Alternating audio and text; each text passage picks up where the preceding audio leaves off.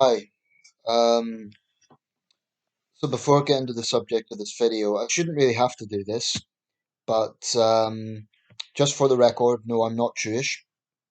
Um, I come from a Christian background, but that's just because of my experience, particularly with the name McNiffen and my middle name Samuel. They're Jewish names. People sometimes jump to conclusions, especially in cyberspace. They think if you're making a video like this, oh, you must be a Jew. Well, I'm not. I come from a Christian background, and my parents are Christians, and I'm agnostic. But I've come across a disturbing video, and I've seen similar things. It's not surprising, but it's disturbing. Excuse me, I'm just trying to get this level. Um, and a Jewish guy is showing that there's basically an Islamist mob going through the streets of London, openly calling for Jewish blood. We will get them. We will get the Zionists. We will get the Jews. Literally. And there's police strolling along with them. Um, this, of course, came around the same time as that notorious video of those guys with the Palestinian flag draped over the car bonnets, with a loudspeaker going through North London, threatening to rape the daughters of Jews. And this is happening in broad daylight. I do not accept that this is just anger over the Palestinian issue. I don't accept that because if if the issue of these anti Semites is really about human rights in the Palestinian territories and animosity towards what the Israeli government is doing, um, or rather, let me rephrase it, if their concern is Muslims being abused, why are they not going around London, threatening the Chinese? I'm not saying they should, by the way. That would be awful as well. But why are they not threatening the Chinese when there's hundreds of thousands, if not millions, of Uyghur Muslims in concentration camps, Uyghur women forcibly sterilized, Uyghur families split apart, brainwashed, and it's basically a cultural genocide because the Uyghur culture is being eradicated. Interestingly, the only people to speak out against that is Western governments. The silence from the Muslim world is deafening. Pakistan. Um, when I hear Imran Khan and his regime lecture the West about blasphemy, and try to actually get blasphemy legislation approved at UN level, I feel disgusted. The man's a card. I have utter contempt for Imran Khan. At the moment, he's one of the world leaders I have the smallest respect for because he's an absolute. I don't think he's even got that much conviction. This guy was known as a playboy. Now he's basically a puppet for Islamists. He's a card. Imran Khan is a card. Um, and the latest reports are that Pakistan is now actively helping the persecution of the Uyghurs by targeting Uyghur immigrants in Pakistan or Uyghurs who have got there. No doubt from the pressure of Beijing. So the absolute hypocrisy of the Islamic world stinks because it's obvious. It's very obvious. It's obsessive hatred of Israel. Um, and like I said in the last video, I don't support everything Israel does. I think the settler issue cannot be ignored. I think Israel's wrong to continue building settlements. Um, that only inflames tensions. That I don't, and it's wrong. It's forcing Palestinians from their homes. So I am not saying that if you criticize Israel, you are an anti-Semite. However, it is noticeable that some of those who are most vocal in their criticism of Israel, more often than not, are anti-Semites.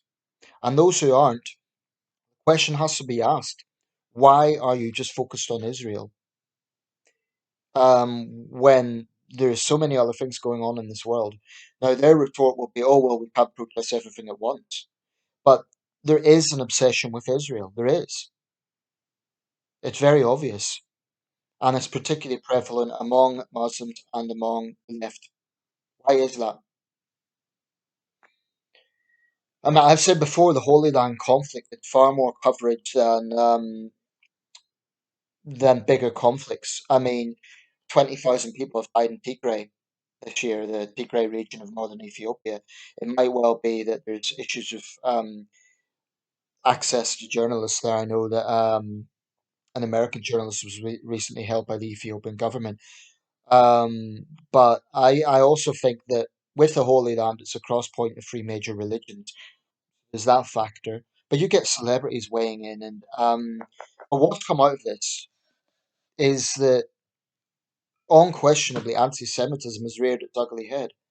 There will be some pro-Palestinians who will condemn it, but I think they're a minority. I think they're a minority. I honestly think anti-Semite Jews, whatever the latest violence in the Holy Land is, as an excuse. I mean, these guys, it's disturbing footage. I'll try and make a link. It's not always easy from a Facebook point because I don't know why it just doesn't come across as a direct link. But if I can, I'll include it here. And the guy narrating the video, him and his friends were attacked leaving a kosher shop shortly after the footage was taken. I mean, they're literally going through broad daylight.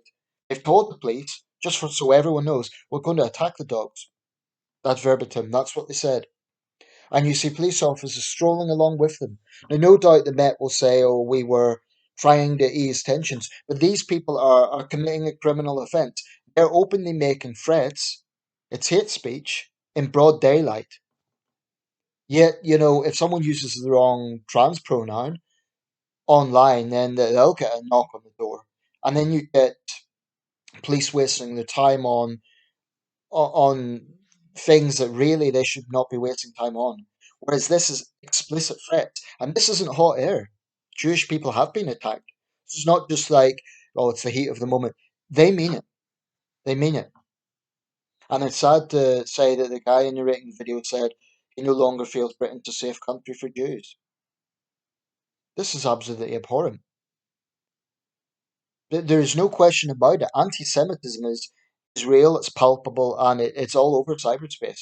And it tends to come about when with the latest violence in the Holy Land. But there's so much distortion about that because this caricature of the wicked, barbaric Israelis killing Palestinians for fun, people are ignoring the fact that Hamas has been firing rockets. Those rockets are not toys. They're not designed. They're designed to kill.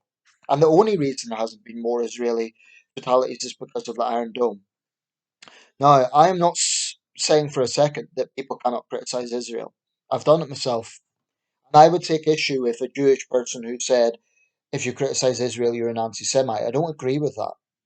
But it does, more often than not, transpire that way. So honestly, I think it's only a minority of the pro-Palestinian lobby who aren't anti-Semitic. That's what I've come to believe, given the things that I've seen in recent weeks. I think there's a minority who genuinely care about the situation for Palestinians. Although I would add, if they really do care, then they would accept that Hamas is just as much responsible for Palestinian suffering.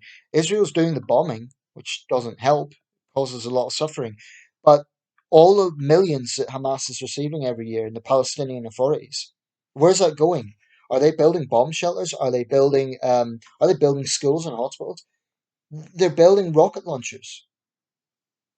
I mean, you have to wonder what their priorities are.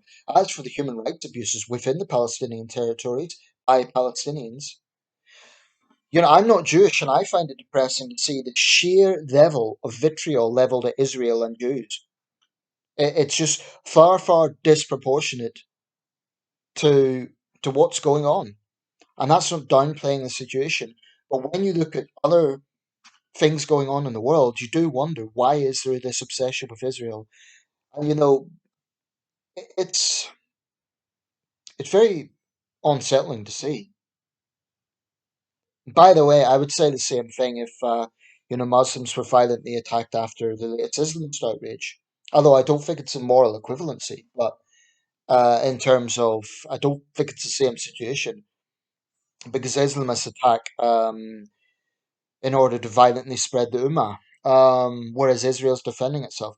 However, it's my same principle in terms of no one should be violently attacked or intimidated just because of their faith or their identity or their nationality. If a Chinese person got attacked because someone resented what the CCP is doing, I would condemn that.